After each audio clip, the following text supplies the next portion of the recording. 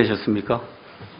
예, 오늘은 마태복음 강의 47번째 시간, 마태복음 12장에 있는 말씀을 살펴보도록 하겠습니다. 마태복음 12장 지난번에 우리가 37절, 38절 이 부분까지 하다가 시간이 돼서 마쳤고요. 오늘은 그 뒷부분에 요나가 밤낮으로 사흘 동안 고래 뱃속에 있었던 것 같이 사람의 아들도 밤낮으로 사흘 동안 땅의 심장부에 있으리라. 심판 때 니느웨 사람들이 이 세대와 함께 일어나 이 세대를 정죄하리니 이는 그들이 요나의 선포로 인해 회개하였기 때문이거니와 보라 요나보다 더 큰 이가 여기 있느니라. 심판 때 남방 여왕이 이 세대와 함께 일어나 이 세대를 정죄하리니 이는 그녀가 솔로몬의 지혜를 들으려고 땅의 맨 끝 지역에서 왔기 때문이거니와 보라 솔로몬보다 더 큰 이가 여기 있느니라. 이 내용 지난번에 끝내질 못해서 그 부분을 다시 한번 잠깐 살펴보도록 하겠습니다. 그 요나가 죽었다가 이제 다시 부활했던 그런 내용에 대해서 지난번에 다 말씀을 드렸고요. 오늘은 여기 가서 보니까 심판 때 니느웨 사람들이 다시 일어난다 하는 그런 내용이 나와 있고, 그렇죠? 이 세대와 함께 일어난다는 내용이 있고, 심판 때 남방 여왕이 이 세대와 함께 다시 일어난다는 그런 내용이 있습니다.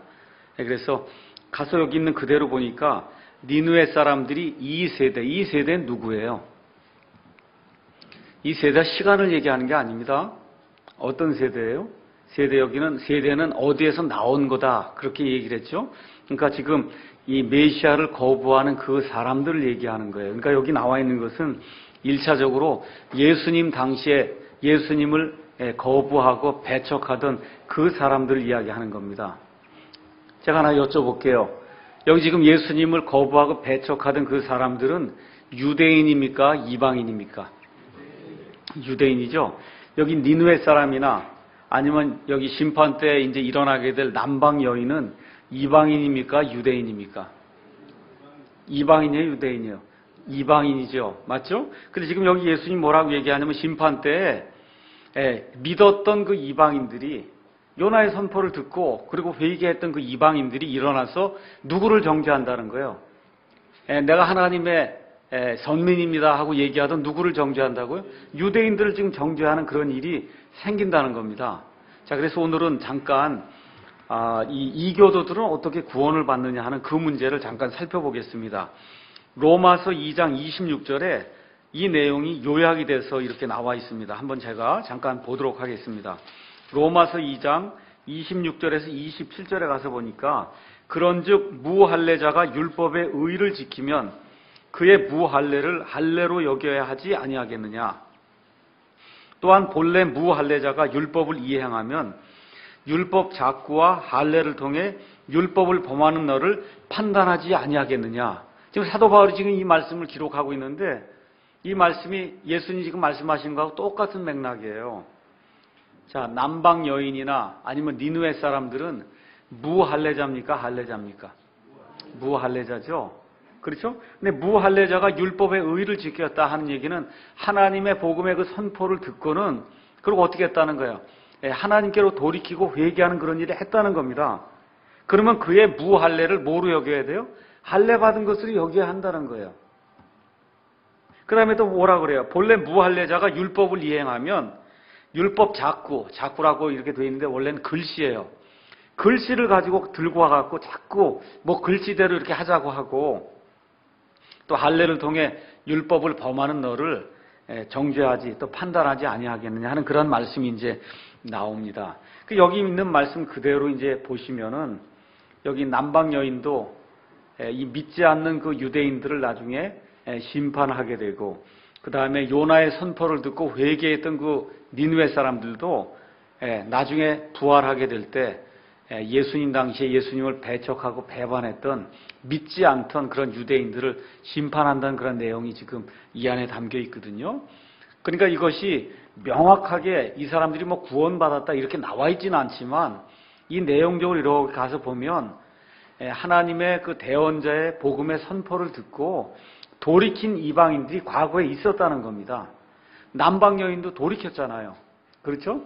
그래서 이런 것들을 볼 때 이교도들의 구원 문제가 어떻게 해결이 되는가를 이런 것들을 통해서 우리가 살펴볼 수가 있습니다. 우리가 이제 말씀을 전하거나 이렇게 전도를 하러 이렇게 가게 되면 듣기 싫으니까 나오는 얘기가 이순신 장군은 어떻게 구원받았냐. 그렇죠? 세종대왕 그렇게 착한 분은 어떻게 구원받았냐. 이렇게 이제 묻는 분들이 굉장히 많습니다. 거기에 대한 그 성경적인 답변을 제가 잠깐 드릴게요. 성경에 여러분이 이제 로마서 공부를 해보시면 알겠지만 로마서 1장, 2장, 3장 들어가면서 지금 사도 바울이 이야기하는 초점이 있어요. 그것은 뭐냐면 하나님께서 하나님이 살아계신다는 그런 증거를 모든 사람에게 다 남겨두셨다는 겁니다. 가장 큰 증거가 뭐예요? 창조 세상이에요. 하늘과 달과 별과, 그렇죠? 우리가 이 주변에 있는 모든 창조 세계를 보면 이 모든 것을 만드신 창조자가 있다는 사실을 어느 누구나 시인할 수밖에 없다는 그런 것을 하나님이 증거로 남겨두셨다는 거예요. 또 하나가 뭐냐면 사람의 마음속에 양심을 두셨다는 겁니다. 양심. 로마서 지금 찾았으니까 다시 로마서 2장 12절에서 16절에 있는 말씀을 보도록 하겠습니다. 율법 밖에서 죄를 지은 자들은 또한 율법 밖에서 멸망하고 율법 안에서 죄를 지은 자들은 율법으로 심판을 받으리니 율법 밖에서 사는 사람이 누구예요? 이방인. 그렇죠? 율법 안에서 사는 사람은 누구예요? 유대인. 그렇죠? 그러니까 앞에 있는 거는 이방인들은 율법 밖에서 법 없는 상태에서 멸망을 당하고 율법 안에서 이렇게 죄를 지은 사람은 율법으로 인해서 이제 멸망을 당한다. 이제 그런 얘기입니다. 이는 율법을 듣는 자들이 하나님 앞에서 의롭지 아니하고 율법을 행하는 자들이 의롭게 될 것이기 때문이다. 율법을 소유하지 않은 이방인들이 본성을 통해 양심이란 말이에요. 하나님이 심어놓으신 그런 양심이 있어요. 이런 걸 통해 율법 안에 들어있는 것들을 행할 때 이런 사람들은 율법을 소유하지 않아도 이방인이라도 이런 얘기입니다. 세종대왕이든 이순신 장군이든 뭐 강감찬 장군이든 그 옛날에 살던 그런 사람들이 율법이 없어도 자기의 자체에게 율법이 된다는 거예요. 이런 사람들은 또한 자기 양심이 증언하며 자기 생각들이 서로 고소하고 변명하는 가운데 자기 마음속에 기록된 율법의 행위를 보이느니라. 이렇게 기록이 되어 있어요. 그러면 이 율법의 행위를 하면은 구원받느냐? 율법에 기록된 대로 완벽하게 행하면 구원받습니다. 그런 사람이 있을까요? 없을까요? 없습니다. 없어요. 그렇죠? 그러니까 과거에 이스라엘 백성도 착각을 한 거예요. 법을 만들고 600개면 600개 율법을 내가 다 지키면 구원받을 줄로 착각을 했던 거예요. 근데 로마서에서 계속해서 사도 바울이 얘기하는 게 뭡니까? 그걸 다 불가능하다는 거죠. 불가능하다. 그러면 율법 밖에 있던 이방인들이 어떻게 구원을 받느냐? 어떻게 구원받아요? 이러한 창조 세계와 그 다음에 양심이 증언하는 것에 귀를 잘 기울여서 무엇을 찾아야 되냐 하면 나를 만드신 분이 있구나. 내게 양심을 심어준 분이 있구나. 그분이 어떤 존재인지 내가 지금 가물가물하지만 그런 분이 내게 있구나. 해서 그 빛을 찾으라는 겁니다. 그 빛을. 그래서 그 빛을 찾으면은 예레미야 29장 13절 한번 가서 보겠어요. 예레미야 29장 13절.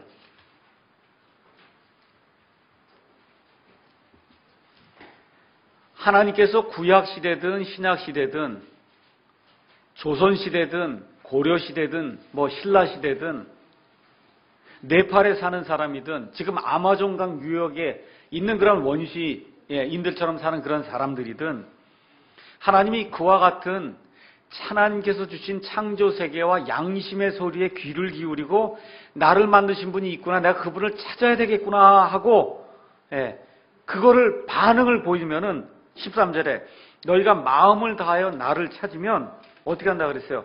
나를 찾고 나를 만나리라. 하나님이 약속해 주시는 거예요. 그래서 이 세상에 들어오는 모든 사람은 이러한 빛을 요만큼이라도 다 가지고 있다는 겁니다. 요한복음 1장 9절 잠깐 보겠습니다. 요한복음 1장 9절에 가서 보니까 그 빛은 예수님은 참 빛으로 세상에 들어오는 모든 사람을 비추느니라. 이 세상에 들어오는 모든 사람은 이와 같은 양심과 창조 세계의 이런 빛을 통해서 하나님이 있다고 하는 그런 사실을 부인할 수가 없다는 거예요. 그래서 자기에게 주어진 그 빛이 예를 들어 미국 사람들이다. 미국 사람들 그 나라에 태어나면 그 빛이 양이 많습니다. 네팔이나 지금 아마존강 유역에 이렇게 태어나면 그 빛이 작아요. 근데 그 빛이 없을 수는 없다는 거예요. 누구에게나 그 빛이 다 있다는 겁니다. 그래서 큰 빛이 있는데 거기에 반응한 사람도 있고 조그만 빛이 있으면 거기에 반응한 사람이 있고 하여튼 빛에 반응하기만 하면 하나님이 만나 주시겠다는 거예요. 어떻게는 하나님이 하실 일이에요. 우리가 할 일 아닙니다. 어떻게는. 그런데 과거에 뭐 강감찬 장군이든 뭐 여러분이 잘 아는 을지문덕 장군이든 이순신 장군이든 세종대왕이든 이러한 빛을 보고도 반응을 어땠어요? 안 했어요. 반응을 하지 않았어요. 대부분의 사람들이 반응을 하지 않았습니다. 그 성경적으로 이야기하면 어떻게 해요? 지옥 간 거예요. 성경적으로 이야기하면. 예.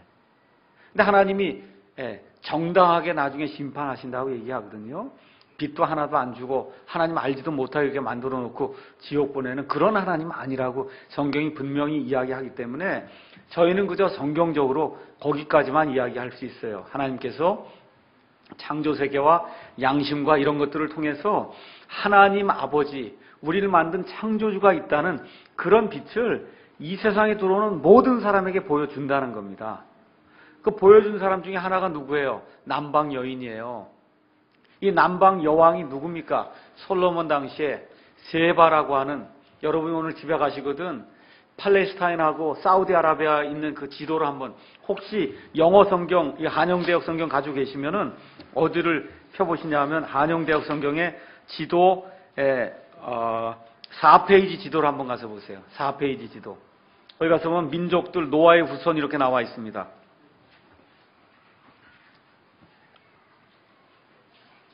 4페이지에. 그렇죠? 거기 중간쯤에 구스라고 쓴 거 보이세요? 맨 밑에 구스. 구스가 이디오피아에 지금의 이디오피아. 그 다음에 그 구스 옆으로 쭉 가서 보시면은 그 바다를 건너서 그 지역이 지금의 사우디아라비아에 있는 지역입니다. 거기 가서 보시면 스바라고 또 밑에 나와 있죠? 그 스바가 원래는 세바로 기록이 돼야 돼요. 세바.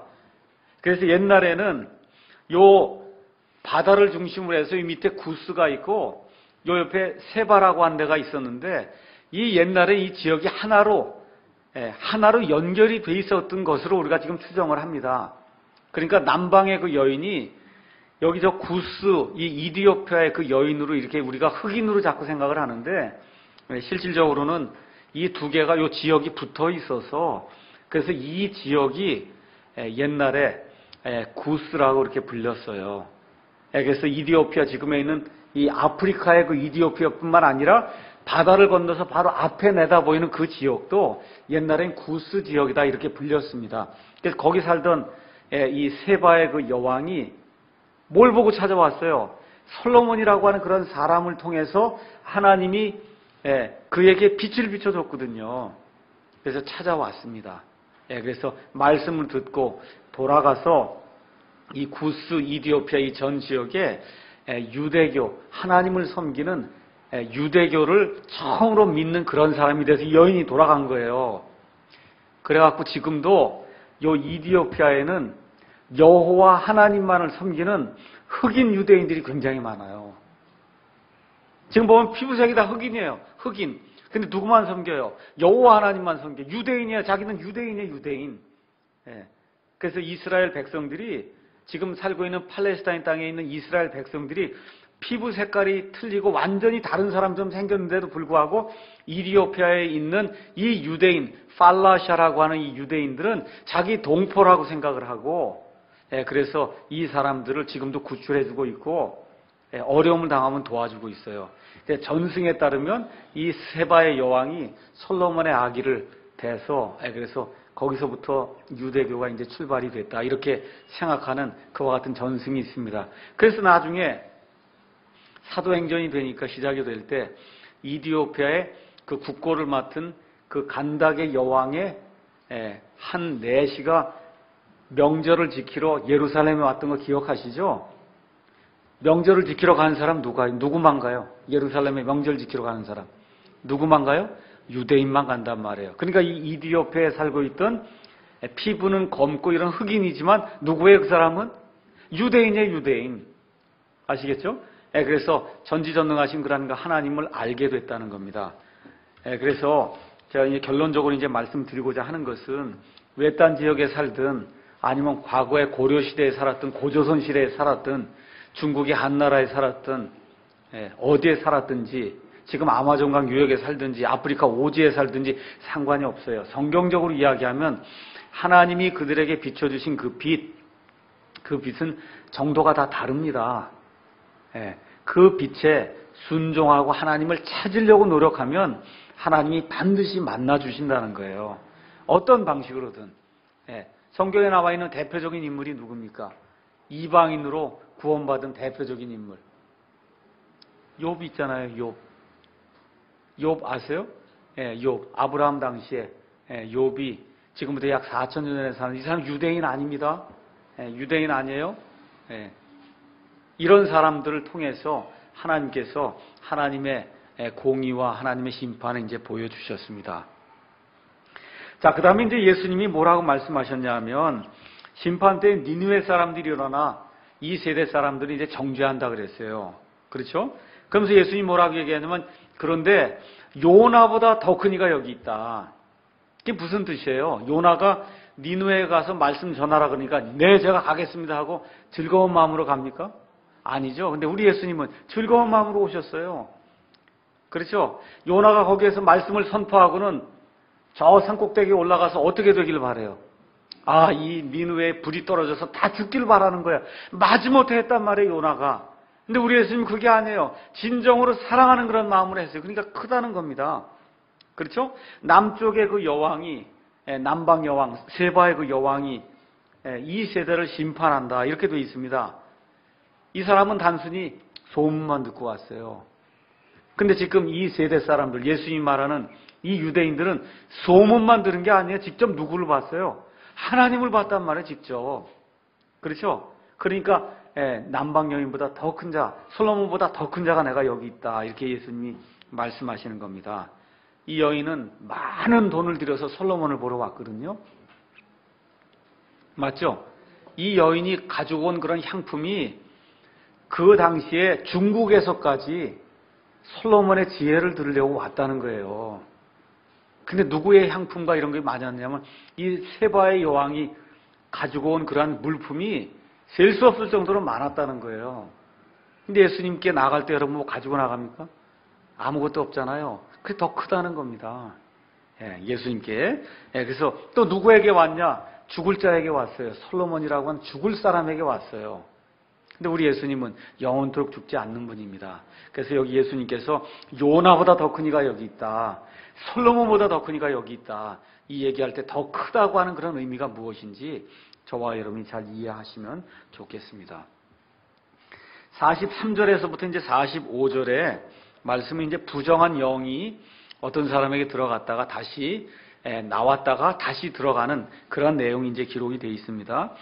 부정한 영이 사람에게서 나와 마른 곳으로 다니며 쉴 곳을 구하나 전혀 찾지 못하고 이에 이르되 내가 내 집 곧 내가 나온 곳으로 돌아가리라 하고는 가서 보니 그 집이 비고 청소되고 꾸며져 있으므로 이에 가서 자기보다 더 사악한 다른 영 7을 데리고 들어가 거기 거하매 그 사람의 나중 형편이 처음보다 더 나쁘게 되니라. 이 사악한 세대도 참으로 그와 같이 되리라 하시니라. 이렇게 기록이 되어 있습니다. 자, 그러면 마귀가 들어갔다가 나왔다가 다시 들어간 것은 지금 예수님이 비유로 말씀하시는 거예요. 어떤 개인에게 당한 그런 일을 지금 이야기하시는 겁니다. 근데 이게 지금 비유잖아요. 그렇죠? 맨 끝에 예수님이 뭐라 그래요? 맨 끝에. 그거 다 말씀하신 다음에 뭐라고 얘기하냐면 이 사악한 세대도 참으로 그와 같이 되리라 얘기하는 걸 보니까 지금 여기 사악한 영이 들어갔다가 나왔다가 다시 들어간 그 사람이 결국은 누구를 대표한다고 볼 수 있어요? 누구? 예수님 당시에 예수님을 거부하고 반역하던 그 이스라엘 백성을 가리킨다고 우리가 자연스럽게 볼 수밖에 없습니다. 자, 그래서 여기 부정한 영 마귀인데 사탄 마귀가 있고 마귀의 쫄개가 되는 마귀들이 있다. 성경이 그렇게 이제 이야기를 하고 있죠. 마태복음 17장 15절에 가서 보시면은 이 마귀가 좋아하는 몇 가지 것이 이제 나옵니다. 17장 15절.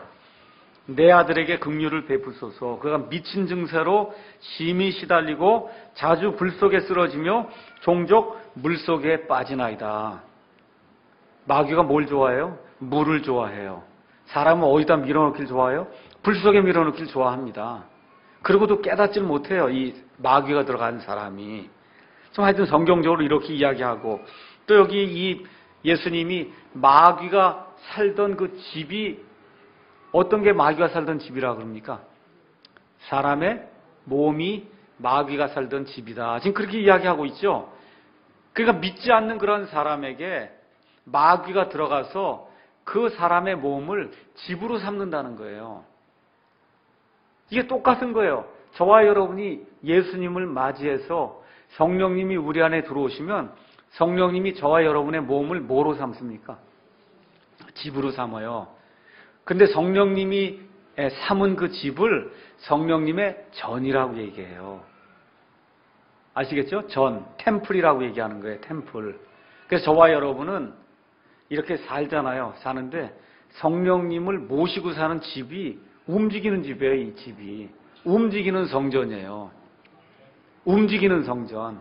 옛날에 그 이스라엘에 있던 성전은 움직일 수가 없어요. 그냥 모리아산에 거기다 그냥 지어놓은 거 움직이지 못해요. 근데 신약시대 예수님께서 이 승천하신 그 이후에 우리에게 이제 오순절날 이후로 성령님께서 오신 이후에는 저와 여러분을 집으로 삼으신다는 거예요. 집.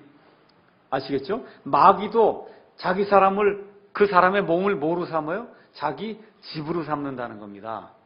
자, 그래서 이 내용과 이제 연관해서 축사에 대해서 오늘 잠깐 좀 말씀을 드리겠습니다. 축사. 소위 그 베레아 교회라든지 뭐 이런 데 가면은 마귀를 내쫓아야 된다고 엄청나게 연습을 많이 시킵니다. 연습시키기 위해 연습을. 알겠죠? 무슨 총체 갖고 이게 뭐 하는 게 아니고 하여튼 마귀를 내쫓아야 된다고 하는 그 축사 문제가 이제 나와요. 그래서 이 사람들이 들고 나오는 그런 구절이 이 마가복음 16장 17절에 있는 말씀입니다. 마가복음 16장 17절. 거기 가서 보니까 믿고 침례를 받는 자는 구원을 받으려느니와 믿지 않는 자는 정죄를 받으리라. 믿는 자들에게는 이런 표적들이 따르니 곧 내 이름으로 그들이 마귀들을 내쫓으며 새 언어를 말하며. 그 밑에는 인용하지 않아요. 딱 17절만 인용합니다. 그 밑에는 할 수가 없으니까. 18절은 안 읽어요. 17절만 딱 읽거든요. 마귀를 내쫓아야 된다. 자, 이걸 이제 우리가 보통 축사한다. 그렇게 얘기를 합니다. 축사. 영어로는 엑소시즘. 엑소시즘을 하는 사람은 엑소시스트라고 얘기하는 거예요. 우리 옛날에 영화 있었잖아요. 엑소시스트. 맞죠? 그게 마귀를 내쫓는다. 그런 뜻입니다. 그런 사람을 엑소시스트다. 자, 여러분, 마태복음에 가서 보시니까 예수님이 마귀들 내쫓습니까? 안 쫓습니까? 쫓아요, 안 쫓아요? 쫓습니다. 자, 사도행전이 시작이 됐어요. 그렇죠? 예수님께서 사도행전이 시작이 되기 전에 마귀들을 내쫓겠다고 하는 그런 약속을 분명히 12사도에게 주었습니다. 그렇죠?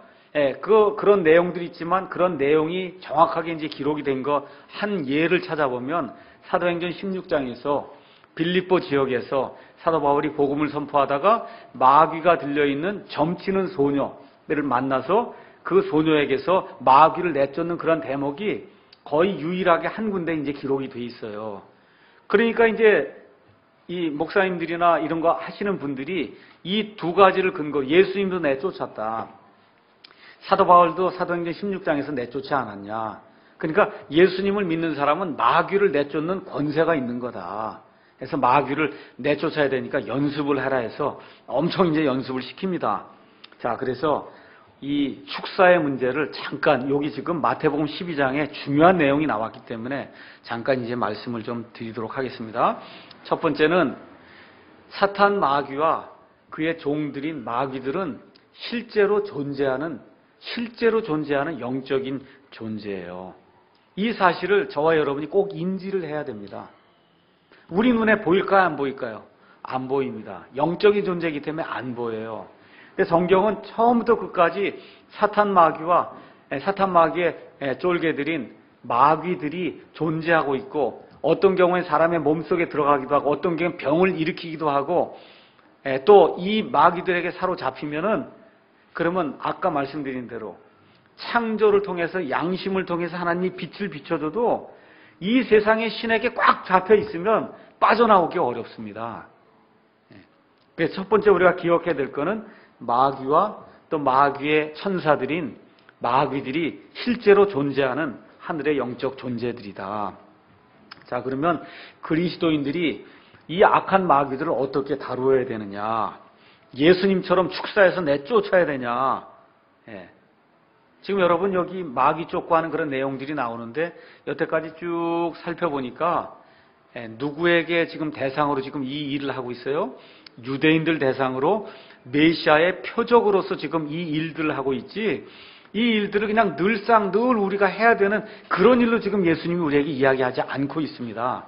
일단 결론으로 잠깐 말씀드리면 마귀를 내쫓는 그런 일은 표적으로 이스라엘 백성에게 주어진 것이고 사도행전이 시작돼서 끝날 무렵까지 사도 바울과 다른 사도들이 살아남아있는 그런 시대까지만 이러한 하나님의 어떤 면에서 은사죠. 이런 것들이 존재를 했어요. 그 이후에는 마귀를 내쫓으라는 그와 같은 명령을 하나님이 주신 적이 없습니다. 우리 믿는 사람들에게. 그 내용을 성경을 통해서 한번 살펴보도록 하겠습니다. 다시 한번 말씀드리지만 신약 성경에는 예수 믿는 그리스도인들이 밖에 나가서 마귀를 내쫓으라고 예수님이 명령한 적이 없습니다. 처음부터 끝까지 없어요. 심지어 그 일이 신약시대 그리스도인들의 본복이라고 성경이 이야기하지도 않습니다. 자, 우리 한번 에베소서 6장 말씀 보도록 하겠습니다. 마귀와 싸우는 건 영적인 전쟁이죠? 맞습니까? 에베소서 6장이 영적인 전쟁을 어떻게 우리가 치를 수 있는가 보여주고 있어요. 6장 10절에서 17절에 있는 말씀을 제가 한번 읽어보겠습니다. 끝으로 형제들아, 주 안에서와 그분의 강력한 권능 안에서 강건한 자가 되라. 너희가 마귀의 관계들을 능히 대적하며 서기 위해 하나님의 전신갑주를 입어라. 마귀를 내쫓으라 그래요? 아니면 하나님의 전신갑주를 입으라 그래요? 전신갑주를 입으라는 겁니다. 그래서 첫 번째, 우리는 살과 피와 맞붙어 싸우지 아니하고 정사들과 권능들과 이 세상 어두움의 치리자들과 높은 처소들에 있는 영적 사악함과 맞붙어 싸운다. 여기 나와 있는 정사들, 권능들, 어둠의 치리자들이 누구예요? 사탄 마귀의 쫄개가 되는 이 마귀들하고 우리가 영적인 지금 싸움을 하고 있다는 겁니다. 그러니까 하나님의 전신갑주를 입으라는 거예요.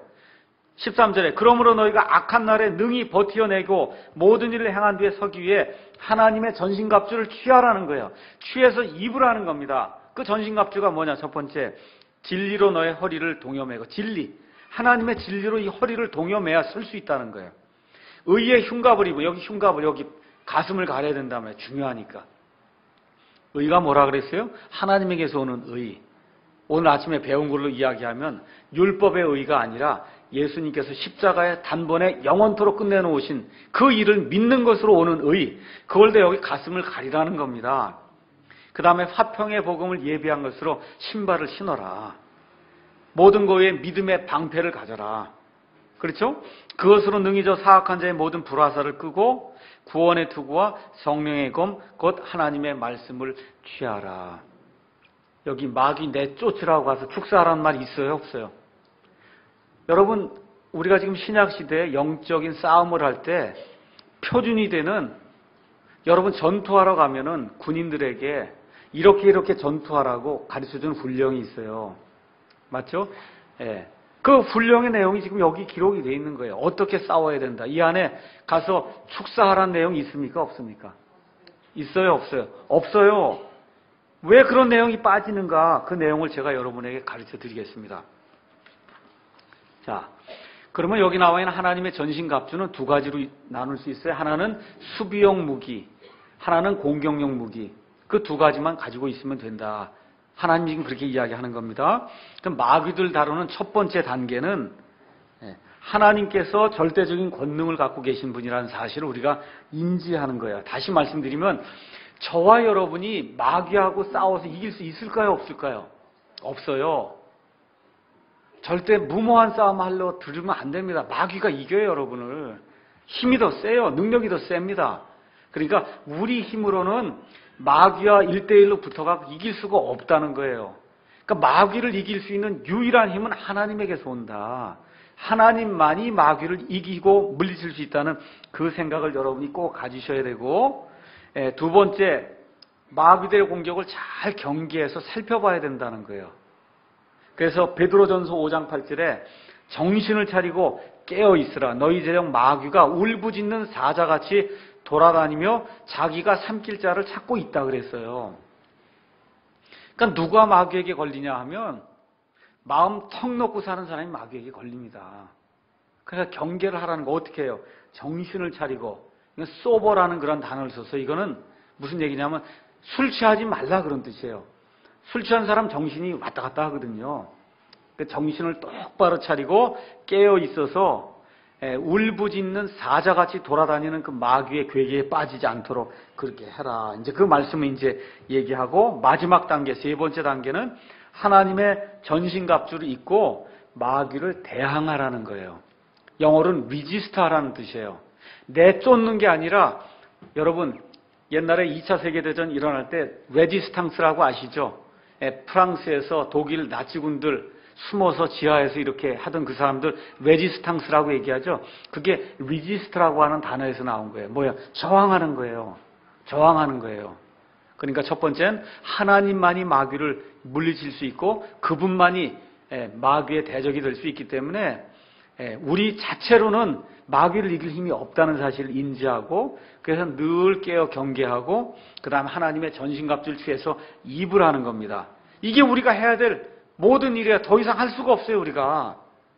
자, 그러면 이제 어떤 사람이 와서 마귀를 내쫓아 주십시오, 그렇게 이야기하면 어떻게 대답해야 되느냐.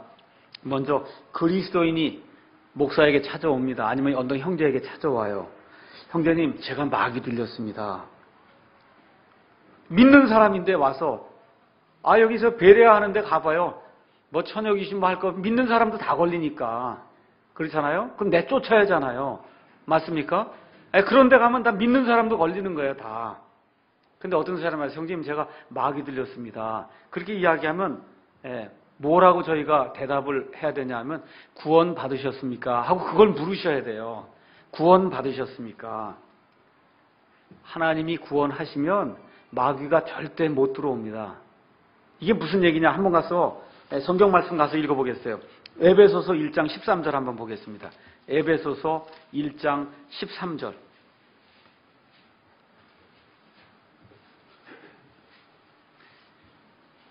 너희도 진리의 말씀 곧 너희의 구원의 복음을 들은 뒤에 그분을 신뢰하였고 너희가 믿은 뒤에 또한 그분 안에서 약속의 저 거룩하신 영으로 봉인이 되었느니라. 봉인이 뭐예요? 봉투에 풀로다 이게 붙이는 게 봉인이죠? 그럼 봉인 해놓으면 침입할 수 있어요? 없어요? 못 들어와요. 마귀가 못 들어옵니다.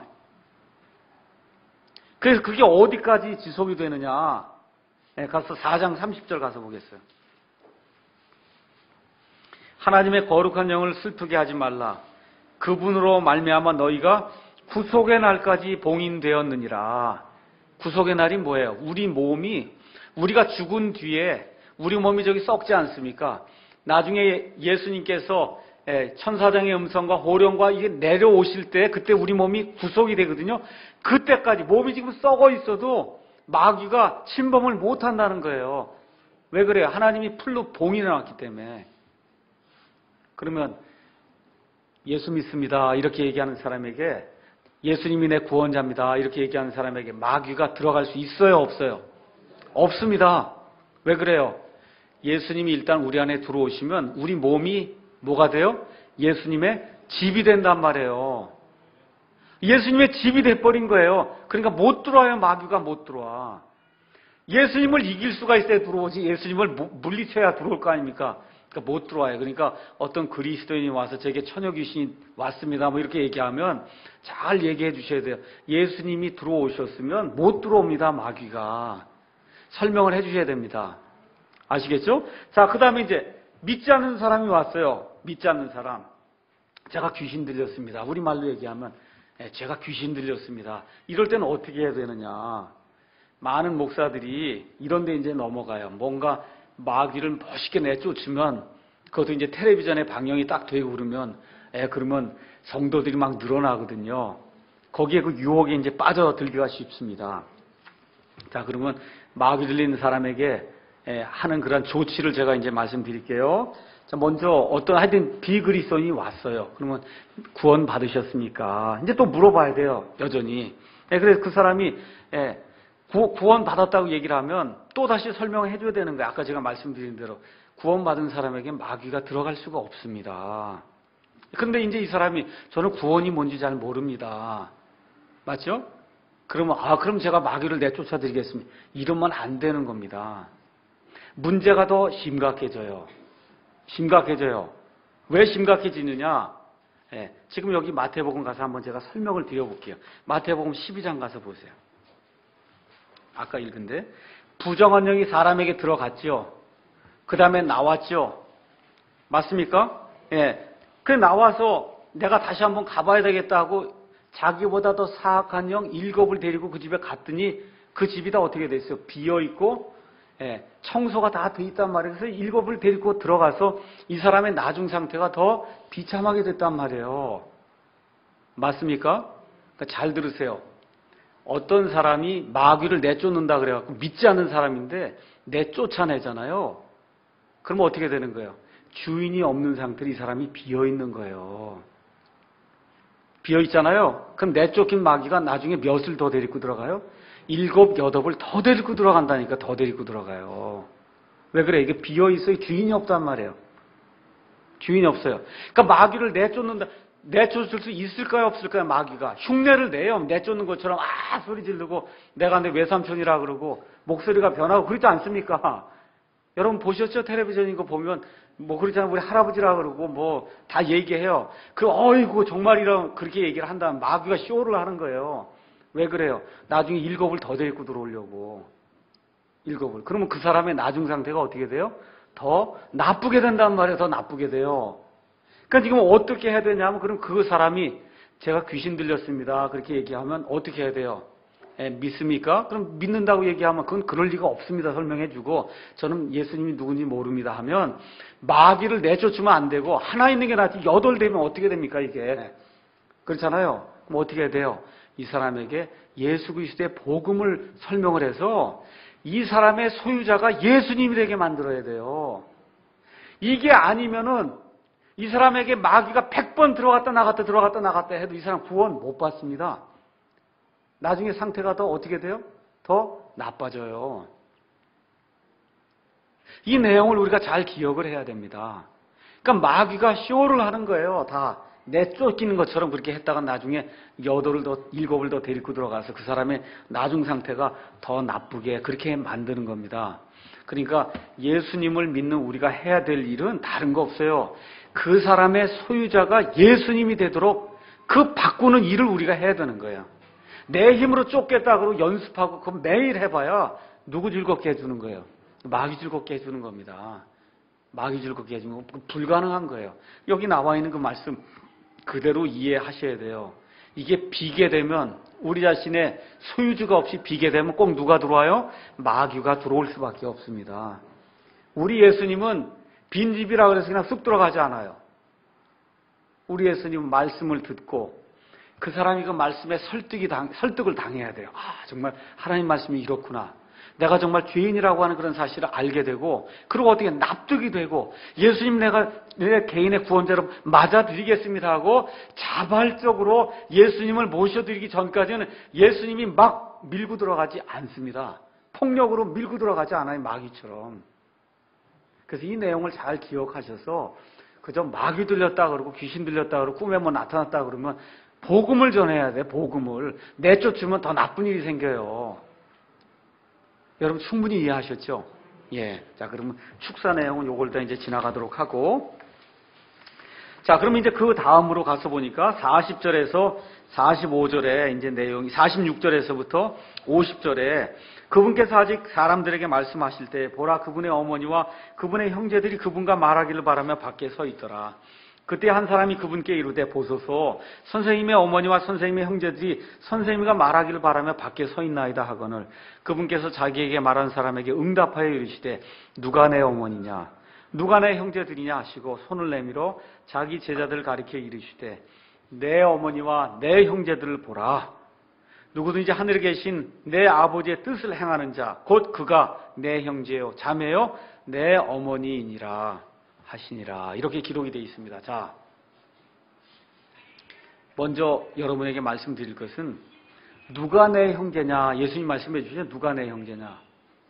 여기 나와 있는 형제는 저와 여러분을 가리키는 게 아니에요. 지금 여기서 문맥이 지금 또 누굴 얘기하는 거예요? 유대인들을 지금 상대로 얘기하는 거예요. 유대인들 가운데 예수님을 받아들이고 하나님의 뜻대로 사는 그 사람들이 내 형제다. 예수님의 지금 여기서 얘기하는 건 육체적인 형제를 얘기하는 거예요. 육체적인 형제. 아버지의 뜻은 아버지께서 보내신 자를 믿는 거예요. 여러분 한번 가셔서 요한복음 가서 읽어보세요. 요한복음 1장 가서. 요한복음 1장 12절, 11절, 12절 가서 보세요. 그분께서 자기 백성에게 오시매 근데 백성이 지금 이탈릭으로 돼 있죠? 그럼 원래 없다는 뜻이에요. 원래 뜻대로 하면 그분께서 자기 것에게 오시매 그분의 것이 그분을 받아들이지 아니하였다. 이렇게 돼 있는 거예요. 원래 그대로 그냥 직역을 하면. 그럼 그분의 것이 누구예요? 누구예요? 유대인이란 말이에요. 유대인. 예수님이 자기의 것, 자기 백성, 자기의 형제, 자기의 자매, 자기 어머니, 이 유대인들에게 왔으나 유대인들이 그분을 받아들이지 않았단 말입니다. 근데 그분을 받아들인 자는 다 어떻게 된다? 하나님의 아들이 되는 그러한 권능을 우리에게 주셨다 해서 이방인들에게 또 유대인 가운데 믿는 자들에게 이와 같은 일이 생기는 것을 지금 우리에게 보여주고 있거든요. 자, 이런 내용들 여러분이 기억을 하시면서 여기 나와 있는 내 형제, 예수님이 얘기하는 그 내 형제는 먼저 여러분 마태복음 25장 가서 보겠습니다. 마태복음 25장.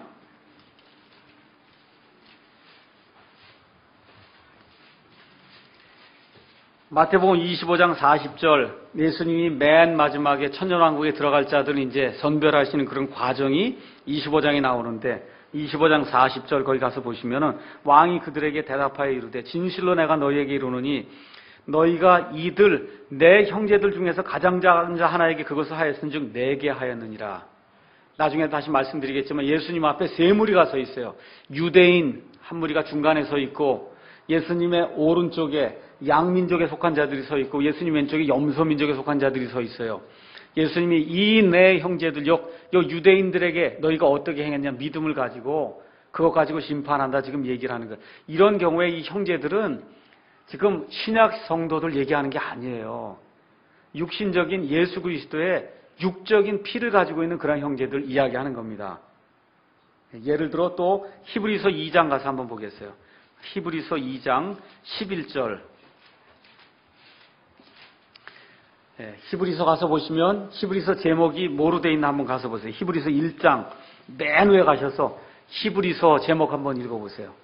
다 같이 시작. 히브리 사람들에게 보내는 사도 바울의 서신. 누가 지었어요? 사도 바울이 기록했어요. 누구에게 보냈어요?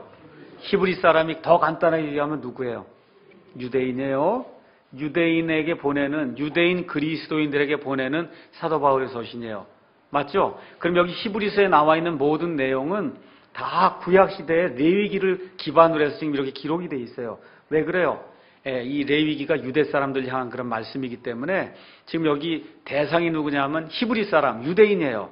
이런 사람들을 중심으로 해서 11절에 2장 11절 거룩히 구별하시는 분과 거룩히 구별된 자들이 다 하나에서 나선 이러한 까닭에 그분께서 그들을 형제라 부르기를 부끄러워하지 아니하시고 이렇게 나오는 그런 그 형제 이런 것이 1차적으로는 유대인 형제들을 가리킨다. 이렇게 이제 보시고 2차적으로 우리 믿는 사람들을 가리킨다. 이렇게 보시면 그러면 이제 맞을 겁니다. 요한복음 20장 17절도 한 번만 보겠습니다. 요한복음 20장 17절. 거기에도 예수님께서 이제 부활하신 다음에 나오는 그런 내용이 나오는데 20장 17절에 예수님께서 그녀에게 이르시되 마리아에게 내게 손을 대지 말라. 내가 아직 내 아버지께로 올라가지 아니하였노라. 다만 내 형제들에게 가서 그들에게 이르되 내가 내 아버지께로 간다. 그렇게 얘기하라는 거예요. 이런 날 나오는 내 형제는 유대인을 이야기하는 겁니다. 1차적으로. 뭐 100%예요. 여기 요한복음 이런 데 나와 있는 것은. 히브리서는 1차적으로 유대인이고 그 다음으로는 우리 믿는 사람들도 가리킨다. 신약시대 서신이기 때문에 그렇게 이제 볼 수가 있는 겁니다. 자, 그래서 예수님의 그 어머니와 형제들 이야기가 이제 나오는데, 자, 여러분, 천주교에서는 예수님의 어머니 마리아가 평생토록 동정녀였다는 거예요. 예수님만 낳고 더 안 낳았다는 겁니다. 그래서 영어로 할 때 동정녀 할 때는 virgin의 그 V를 여기 가서 보세요. 큰 글자 대문자로 V를 쓰는 겁니다. 성경에 나오는 처녀는 부정관사 A에다가 스몰 V를 쓰는 거예요. 마리아는 스몰 V예요. 한 처녀였어요. 예수님 낳은 이후에도 계속해서 아들, 딸을 낳습니까? 안 낳습니까? 낳습니다. 낳았어요. 그렇죠? 예수님의 형제들 이름까지 나와요. 가서 한번 마태복음 13장 55절. 이 사람은 목수의 아들이 아니냐? 그의 어머니는 마리아라 하지 아니하느냐? 그의 동생들은 야고보와 요새와 시몬과 유다라 하지 아니하느냐? 그의 누이들도 있단 말이에요. 이거 다 누구의 아들, 딸입니까? 요셉과 마리아의 아들, 딸이에요. 예수님 낳은 이후에 마리아가 낳은. 근데 천주교에서는 마리아를 높이고 마리아를 하나님의 어머니로 이렇게 해야 되는데 하나님의 어머니가 또 아들, 딸들 낳으면 안 되잖아요. 그렇잖아요. 그러니까 어떻게 이건 다 사춘이다. 이렇게 이제 하는 겁니다. 사춘이다. 그래서 사도행전 1장 14절 가서 보시면은 오순절 다락방에 우리 예수님의 어머니 마리아도 이제 같이 들어가십니다. 근데 거기 가서 마리아에게 경배했던 기록이 있습니까? 없습니까? 없어요. 그런 기록이 전혀 없습니다. 요한복음 2장 4절에도 여러분이 가서 보시면 마리아가 가나의 혼인잔치에서 물이 떨어졌습니다. 그 얘기할 때 여자요. 그게 나와 무슨 상관이 있습니까? 공생에 들어간 이후, 그 전에는 어머니라고 불렀을 겁니다. 공생에 들어간 이후는 마리아가 더 이상 어머니 아니에요. 아니에요. 그래서 예수님이 뭐라고 불러요? 어머니 그렇게 불러요? 아니에요. 뭐라고 불러요? 여자요. 그렇게 부릅니다. 요한복음 19장 26절 가서 보겠어요. 예수님이 돌아가실 때 십자가 그 앞에 지금 누가 와 있냐면 예수님의 어머니 마리아하고 예수님이 사랑하시던 제자 요한이 지금 와 있습니다. 19장 26절.